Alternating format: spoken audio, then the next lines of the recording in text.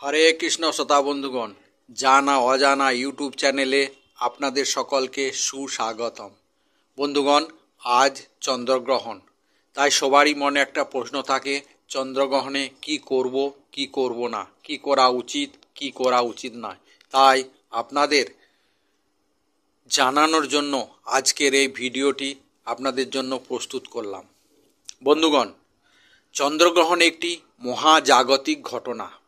একই সরলরেখায় যখন চাঁদ, সূর্য আর পৃথিবী অবস্থান করে তখন গ্রহণ হয়।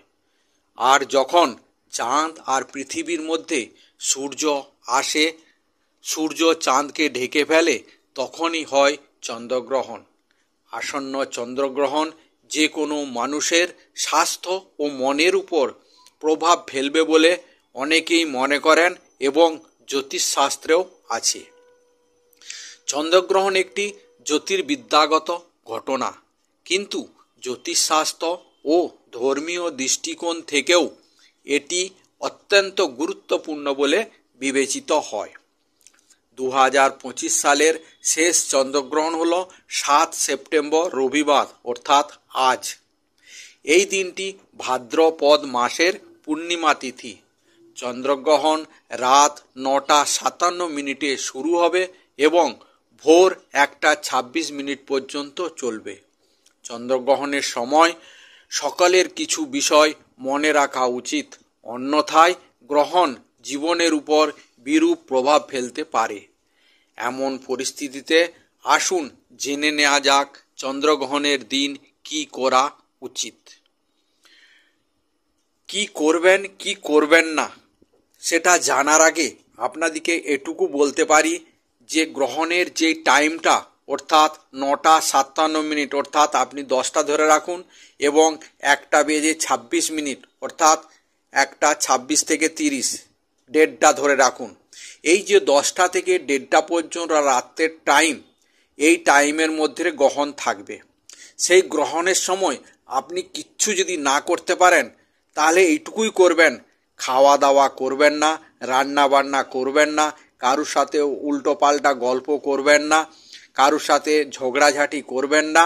শুধুমাত্র চান করে শুদ্ধ বস্ত্র পরে ভগবানের আরাধনা করবেন। আরাধনা মানে এই নয় পূজা পাঠও করবেন না, শুধুমাত্র ভগবানের নাম জপ করবেন। তাতে ভগবান নারায়ণের হোক, ভোলে বাবার হোক, গণেশজির হোক, হনুমানজির হোক, যেটা আপনি পছন্দ করবেন, শুধুমাত্র এই টাইমটুকু আপনি অবশ্যই করবেন, দেখবেন আপনার জীবনের উন্নতি হবে। এরপর আসা যাক চন্দ্রগ্রহণের দিন কি কি করা উচিত নয়। প্রথমত, চন্দ্রগ্রহণের সময় পুজো করা উচিত নয়, যেটা বললাম। এই সময়কালে দেবদেবীর মূর্তি স্পর্শ করাও উচিত নয়। এই সময়ে কেবল দেবদেবীর নাম জপ করা যেতে পারে। গ্রহণের সময় ঘুমানো উচিত নয়, এটি করলে স্বাস্থ্যের উপর খারাপ প্রভাব পড়ে। চন্দ্রগ্রহণের সময় ধারালো জিনিস ব্যবহার করা এড়িয়ে চলুন। এই সময়ে কাঁচি, ছুরি, ছুঁচ ইত্যাদি ব্যবহার করবেন না। গ্রহণের সময় শ্মশানঘাট বা নেতিবাচক স্থানে যাওয়া উচিত নয়। এছাড়া চন্দ্রগ্রহণের দিন নেতিবাচক শক্তি খুব সক্রিয় থাকে, তাই এই দিনে ভুল করেও দেবদেবীর মূর্তি স্পর্শ করা উচিত নয়। এর পাশাপাশি পুজোর স্থান লাল বা হলুদ কাপড় দিয়ে ঢেকে রাখুন। এছাড়া এই দিনে আপনার তুলসী গাছ, অশ্বত্থ গাছ অর্থাৎ আশুদ গাছ এবং বট গাছ স্পর্শ করা এড়িয়ে চলা উচিত। ধর্মীয় বিশ্বাস অনুসারে এটি করলে আপনার পাপ হতে পারে। এছাড়া জ্যোতিষীদের মতে চন্দ্রগ্রহণের সময় পৃথিবীতে রাহুর প্রভাব উল্লেখযোগ্যভাবে বৃদ্ধি পায়, তাই গ্রহণের সময় খাবার রান্না করা উচিত নয়। এই সময়ে খাওয়াও নিষিদ্ধ, তাই প্রয়োজনে অসুস্থ ব্যক্তি বা শিশু এবং গর্ভবতী মহিলাদের খাওয়া দেয়া যেতে পারে ভগবানের নাম করে।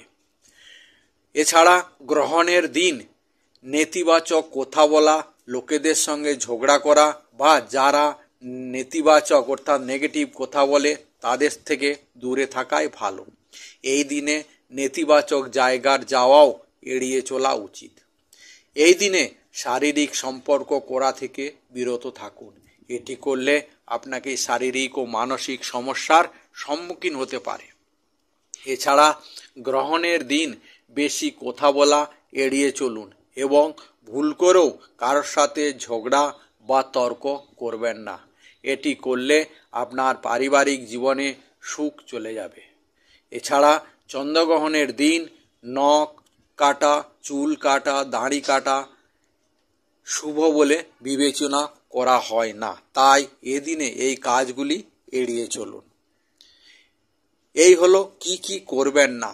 এরপর জেনে নেওয়া যাক কি কি করা যাবে, যেটা আমাদের জীবনে ভালো প্রভাব পড়বে।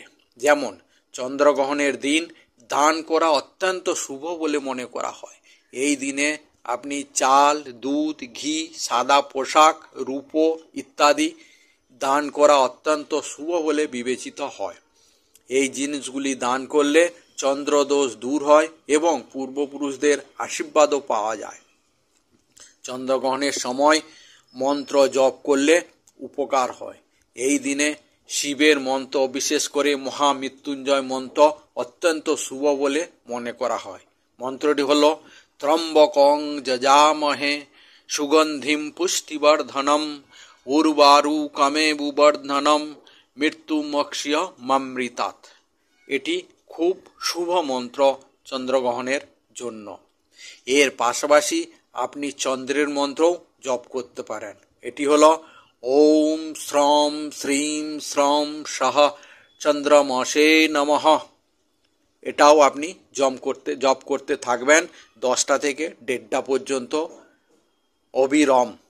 কোনো গিনতি করার দরকার নাই, কাউন্ট করার দরকার নেই।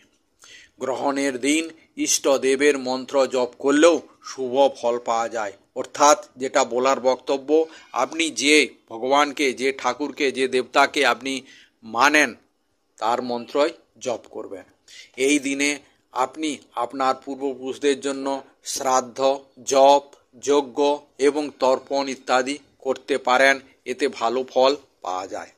এছাড়া গ্রহণের সময় ধর্মীয় বই অধ্যয়ন করাও বা জপ শোনাও বা ভগবানের নাম শোনাও বা শ্রবণ করাও ভালো ফল পাওয়া যায়। গ্রহণের শেষ হওয়ার পর আপনাদের স্নান করা উচিত, এতে নেতিবাচকতা দূর হবে। গ্রহণের পর বাড়ির পুজো মণ্ডপ সহ পুরো বাড়িতে গঙ্গা জল ছিটিয়ে দিতে পারেন, এতেও ভালো ফল পাওয়া যায়। বন্ধুগণ, হিন্দু ধর্ম অনুসারে গ্রহণের সময় গর্ভবতী মহিলা ও তাদের সন্তানদের ব্যাপক সাবধানতা অবলম্বন করতে হয়। চন্দ্রগ্রহণ সরাসরি চাঁদের সঙ্গে সম্পর্কিত। এটি মায়েদের প্রতিনিধিত্ব করে, তাই অন্যদের তুলনায় মায়েদের সতর্ক হতে হবে। চন্দ্রগ্রহণের সময় গর্ভবতী মহিলাদের খুবই সাবধানতা অবলম্বন করে চলতে হয়। এই সময় গর্ভবতী মহিলা ও তাদের সন্তানদের ভালোর জন্য কিছু নিয়ম রয়েছে যেগুলি মেনে চলা উচিত। যেমন চন্দ্রগ্রহণের সময় গর্ভবতী মহিলা কি কি করবেন আর কি কি করবেন না তার একটা তালিকা দেয়া রইল। প্রথমত, গ্রহণের সময় গর্ভবতী মহিলারা সূর্য ও চন্দ্রগ্রহণের থেকে দূরে থাকবেন, তাতে তাদের নিজেদের ও ভাবী সন্তানের স্বাস্থ্য ভালো হবে। গ্রহণের সময় খোলা আকাশের নিচে না থাকাই শ্রেয়। এছাড়া গ্রহণের সময় মহিলাদের ঘরের মধ্যে থাকতে হয়। প্রাচীন বিশ্বাস, এতে সন্তান সুস্বাস্থ্যের অধিকারী হয়। গ্রহণের সময় কিছু খাবার খাবেন না। গ্রহণের আগে তৈরি খাবারও মুখে দেবেন না। গ্রহণের সময় গর্ভবতী মহিলারা কোনো কাজ করবেন না। চুপচাপ এক জায়গায় স্থির হয়ে বসে থাকুন বা বিশ্রাম করুন। গ্রহণের পর অবশ্যই স্নান করে নেবেন। তা যদি সম্ভব না হয় তাহলে গঙ্গা জল ছিটিয়ে নিজেকে শুদ্ধ করুন। বন্ধুগণ, এছাড়া আছে গর্ভবতী মহিলাদের গ্রহণের সময় কোনো ধারালো জিনিস স্পর্শ করতে নাই, যেটা আগেও বলা হয়েছে। গ্রহণের সময় গর্ভবতী মহিলাদের ঘুমানো উচিত নয়, তাতে সন্তানের ক্ষতি হয়। তবে ভগবানের নাম জপ বা শ্রবণ করা খুব ভালো। গ্রহণের সময় গর্ভবতী মহিলাদের এমন মন্ত্র জপ করতে হবে যা তাদের মনকে শান্ত করে। যেমন গ্রহণের সময় গর্ভবতী মহিলারা রামচরিতমানস, ভাগবত গীতা, শিব চল্লিশা, সুন্দরকাণ্ড ও হনুমান চল্লিশার মতো বই পড়তে পারেন বা মোবাইলে ভিডিও শুনতে পারেন। এতে তাদের মন শান্ত হবে, যাতে মা ও বাচ্চা দুজনেরই মঙ্গল হবে। তাহলে বন্ধুগণ, এই হলো একটা ছোট্ট ইনফরমেশান আপনাদের জন্য। কেমন লাগলো কমেন্টস করে অবশ্যই জানাবেন। ভালো লাগলে লাইক করবেন এবং শেয়ার করবেন। আর এটা বলবো না যে আমার চ্যানেল সাবস্ক্রাইব করুন। তবে ভালো লাগলে বা খারাপ লাগলে অবশ্যই কমেন্টস করে জানাবেন। তাহলে আজকের ভিডিও এখানেই শেষ করছি। জয় হিন্দ, জয় ভারত মাতা।